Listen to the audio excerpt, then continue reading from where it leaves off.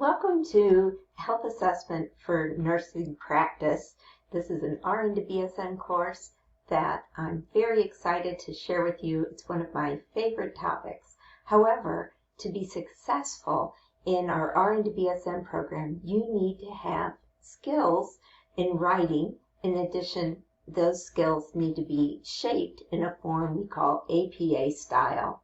Last year there was a new style guide released, so even if you've used APA before, I recommend that you get the APA for 7th edition in order to make sure that your written work conforms to that style, because almost every assignment has at least 10% of the grade related to the form of your writing.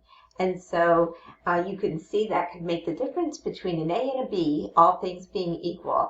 I really want you to be successful with your written work in this course. So not only have I recorded this brief guide for you, I also have provided 3 different videos, one on writing a student paper and formatting it, and then how to cite in-text citations and how to make a reference format in all those. But you can see it's quite a bit of time it would take to do this.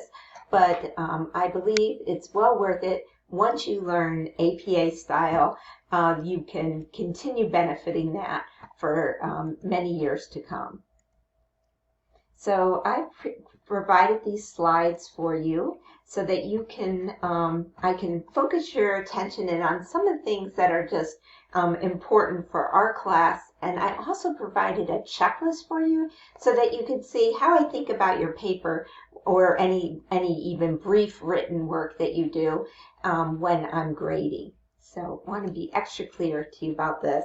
So this is not all inclusive. There's an entire book for you to read on this topic. However, I'm hitting the high spots that can help you be successful in this class, but don't take it as all there is to know.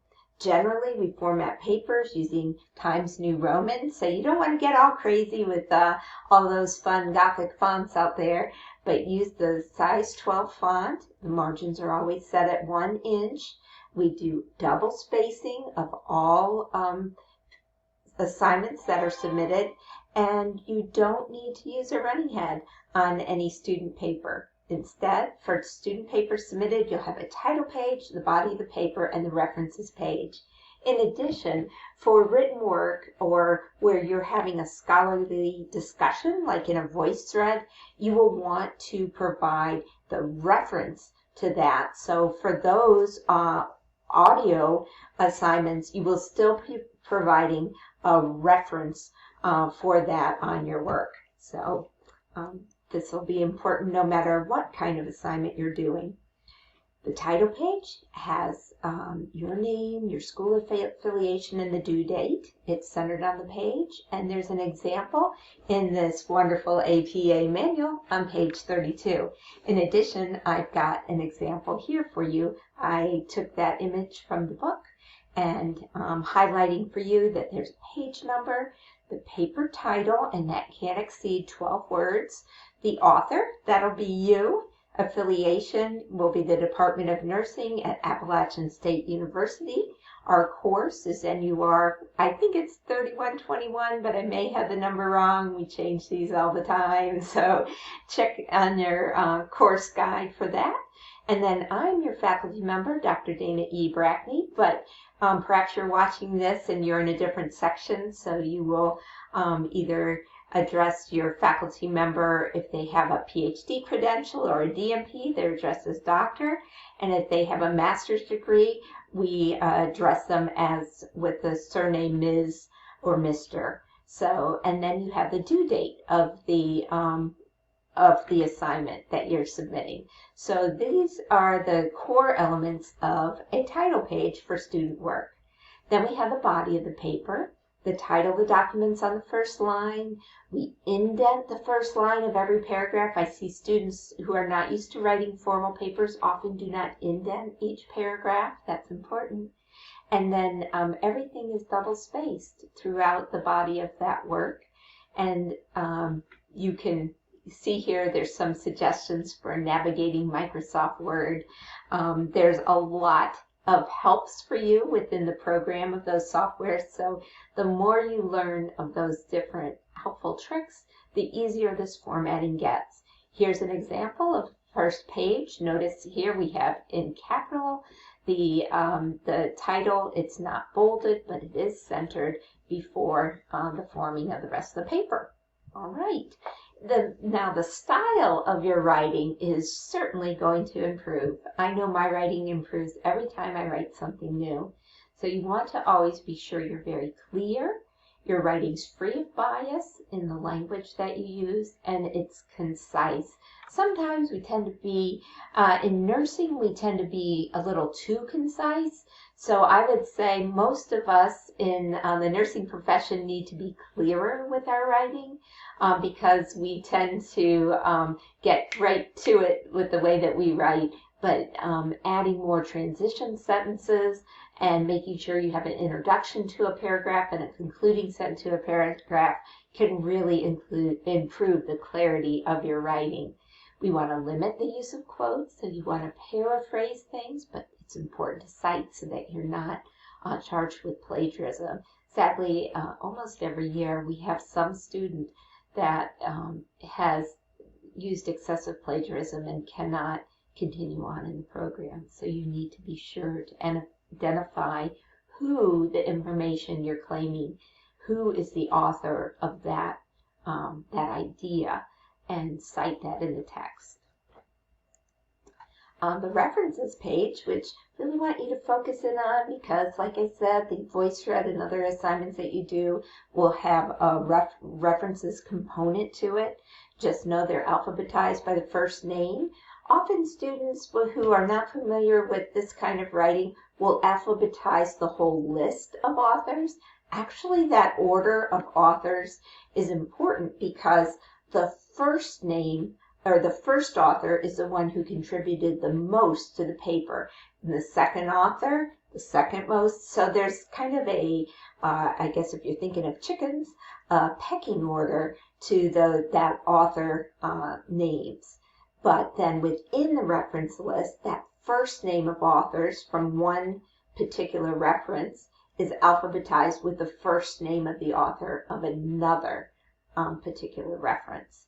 And then this hanging indent, I want you to know there's a feature in Microsoft Word that's called a special paragraph, and you can paragraph style, and you can use indentation with it. There's also the same thing in Google Docs. So depending on the software that you use to create your paper, there is this special formatting, and it's much better to use it than to use kind of hard formatting where you do a hard return and space or tab over to get this. So learn about the formatting of your word processing. Again, we want you to work smarter, not harder in the program, and learning these skills early on will be really helpful to you. All right, 2 more slides. So here's an example of an article title. Notice that the first word is capitalized in it, not every word. And this case, when you capitalize the first word and not everything after it, that is called sentence case. So you'll see on your work, if I'm giving you feedback, I will say, please use sentence case. Sentence case means you capitalize the first letter of the first word in the particular element of the reference. There are exceptions, however. After a colon, you capitalize the first word again because this is almost like a clause afterwards. And then if there were any proper nouns in this title, you would capitalize that as well. Right here we have the title of the journal. Notice it's italicized along with its volume number. This is the volume number. It's not in parentheses, and this is the issue number. So very odd. Very hard to get used to, but these are italics to here, and then this parenthetical issue number is not. All right, so here's some miscellaneous things. Anytime you get anything out of the ASU library, you have the choice to retrieve the citation there in APA format, I think it's a great starting point, but I would say at least 80% of the time there are errors in that selection. So it's nice to get it started. They at least have the elements in the correct order, but they often have errors in the formatting, sometimes like putting every word in every letter in every word in capitals, for example. You just, once you know APA style, when you see that, it's like fingernails on a chalkboard. So you can certainly use that tool, but don't trust it. Okay, use but verify. And don't rely on the format that other journals use with something, because each journal uses its own format and style. And we're all together learning the APA style and conforming to that. And then one thing to know, if you're using your cell phone to complete your work in the course, that's great, but sometimes the formatting of things can be corrupted, and it can happen too from other browsers. So when you submit work, you can often reopen that work and see what others are seeing with it. And if you see a problem with the formatting of something before it's due, then you just notify me and I can help you take it down so you can do it correctly. Or you can double check your work and verify, yes, I know it's in there, I know it's correctly formatted.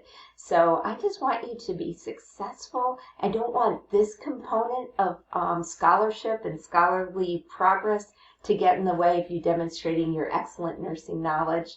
So, and that's why I made this video.